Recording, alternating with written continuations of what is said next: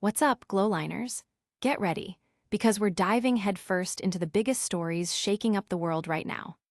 First up, the political drama is heating up as Florida Governor Ron DeSantis steps into the spotlight to decide the fate of Palmetto Bay Councilman Steve Cody after a deeply controversial social media post targeting Charlie Kirk. Then, the plot thickens in the aftermath of Charlie Kirk's death as police reveal a shocking confession from George Hodgson Zinn, who claimed he shot Kirk to distract from the real killer, all while a child pornography investigation is launched. But the impact of Charlie Kirk's life and tragic death is being felt nationwide, with vigils erupting on university campuses and in public spaces across America, bringing communities together to honor his legacy. And finally, Hollywood icon Michael Keaton weighs in on the unbelievable irony of Charlie Kirk's death, delivering a powerful message about gun violence and its inability to solve anything. Stick around as we break down every angle of these incredible stories. Don't forget to like, subscribe, and hit that notification bell. Florida Governor DeSantis faces a crucial decision on Councilman Steve Cody's future.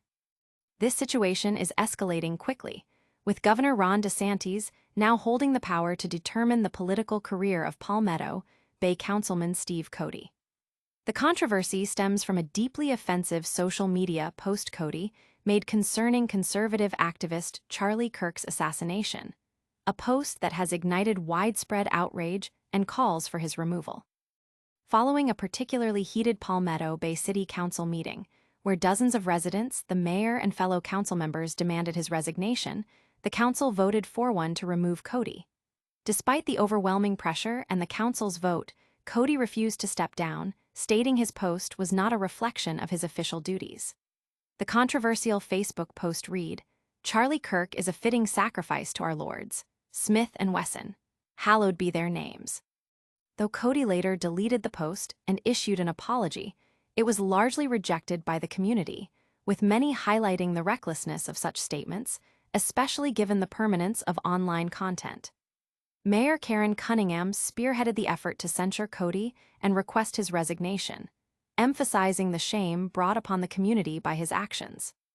With Cody unwilling to resign, the decision now lies solely with Governor DeSantis, who will ultimately decide whether Councilman Cody remains in his position.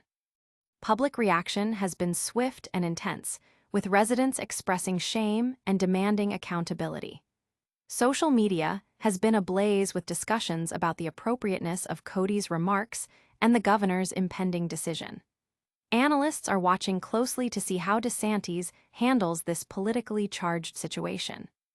This political firestorm is far from over, but we're also tracking a shocking twist in the Kirk investigation. What did George Hodgson Zinn really say to the police right after the shooting?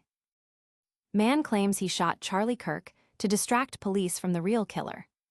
In the chaotic aftermath of conservative activist Charlie Kirk's assassination, a 71-year-old man named George Hodgson Zinn claimed responsibility for the shooting, but police say his motive was to divert attention from the actual perpetrator.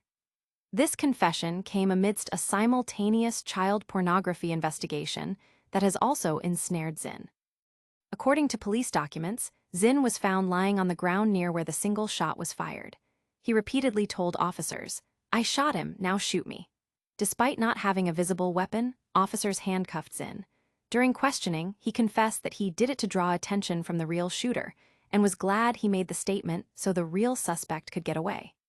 While Zinn was hospitalized for an undisclosed medical condition, investigators interviewed him again. He admitted he wasn't the shooter, but revealed he used his phone to view child sexual abuse material. A search of his phone uncovered over 20 images of child pornography and explicit messages. Zinn's arrest and initial claims quickly went viral on social media, leading to widespread but incorrect reports that he was the shooter. Authorities confirmed within hours that Zinn had been cleared as the shooter. The actual suspect, Tyler Robinson, 22, was later taken into custody and charged with aggravated murder. Zinn, who has a history of trespassing in political spaces and past charges for making threats, now faces obstruction of justice and sexual exploitation of a minor charges. The investigation into Zinn's alleged child pornography offenses is ongoing, and it's unclear if he and Robinson were connected. The public has reacted with a mixture of relief that Zinn was not the killer and shock over the child pornography charges. Analysts are discussing the implications of false confessions and the spread of misinformation online. While the investigation into Charlie Kirk's assassination unfolds, a powerful movement is rising across the nation. Thousands are gathering to honor his memory in a deeply moving way. Nationwide vigils honor slain activist Charlie Kirk. Following the tragic assassination of conservative activist Charlie Kirk, communities across America have come together to honor his life and legacy. Vigils have been held on college campuses and in public spaces from coast to coast, drawing thousands of mourners. Events took place at prominent locations, including the University of South Carolina, Arizona State University, New York City's Washington Square Park, and Beverly Hills Garden Park. The Turning Point USA chapter at ASU organized a massive candlelight vigil that saw over 10,000 pre-registered attendees, with many more turned away. Students at USC filled a lecture hall to capacity, with organizers noting the need for continued prayer during this dark time. The vigils have become a symbol of unity, with speakers emphasizing the importance of rejecting political violence and upholding values of liberty and free speech. At Utah Valley University, where Kirk was killed, memorials of flowers and flags have been placed on campus. In New York City, attendees chanted USA, USA, USA, while in Beverly Hills, students expressed their agreement with Kirk's focus on freedom of speech.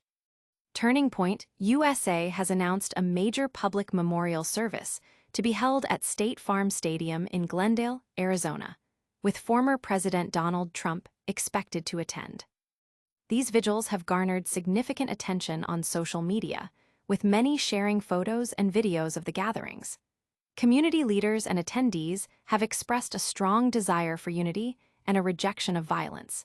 Analysts are observing these events as a reflection of Kirk's broad influence and the polarized political climate. As vigils bring people together, a prominent Hollywood voice is speaking out about the tragic circumstances of Kirk's death, offering a stark message about gun violence. Michael Keaton calls gun violence unbelievable in wake of Charlie Kirk's death. Actor Michael Keaton has spoken out powerfully against gun violence, highlighting the unbelievable irony of conservative activist Charlie Kirk's assassination. Keaton, speaking at the Investigative Reporters and Editors' 50th Anniversary Gala, used Kirk's death as a somber example of how violence fails to resolve anything. Keaton began his remarks by acknowledging Kirk's family, stating, "Regardless of how I not probably, have disagreed with many things he said, Charlie Kirk leaves behind 2 kids and a wife. You gotta remember that." He then directly addressed the core issue. Because in the end, shooting people will never answer anything, and the irony that he was killed with a gun is unbelievable. His sentiment was echoed by others at the gala, including 60 Minutes journalist Scott Pelley, who noted the connection between Kirk's silencing and the recent murder of former Minnesota House Speaker Melissa Hortman. Pelley argued that the silencing of voices, regardless of political alignment, represents blood on the First Amendment.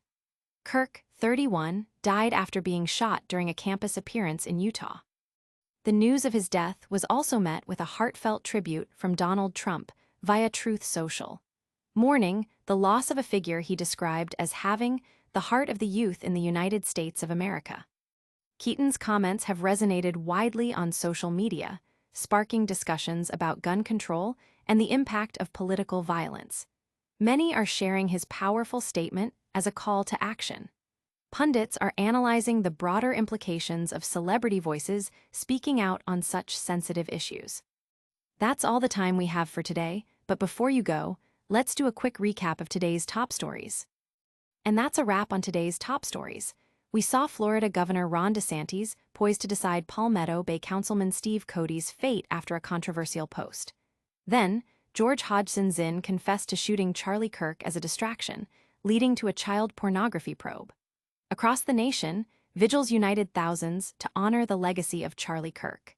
Finally, Michael Keaton delivered a powerful anti-gun violence message in the wake of Kirk's assassination. Don't forget to like this video, subscribe to GlowLine for more, hit that notification bell, and tell us your thoughts in the comments below. Follow us on all our social platforms to stay connected.